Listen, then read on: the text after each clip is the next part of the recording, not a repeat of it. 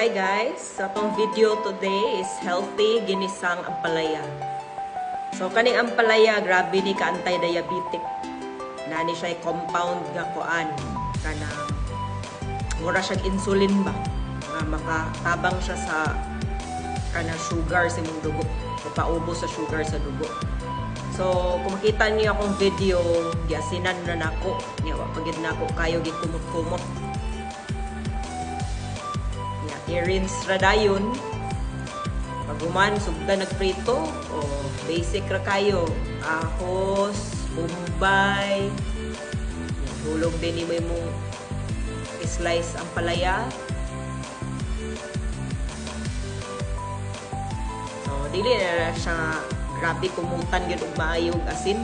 Light na kumot kay mawala ang iyahang kuan. Kanang compounds niya ba? Normal magina siya nga pait kay ang palaya gud. So dili lang kayo nga sobra ka kumutan. Nga pag rinse po di pud nga murag grabe mong piga-piga. Kuan na mura ra gibubuan na nimog tubig, imo ra siya gibanlawan ba. Pag lata-lata na siya, butang nga day itlog. Karaw-karaw gamay. Ito na. Wala na chemical sagol. Plain ra gyud siya ang palayag asin.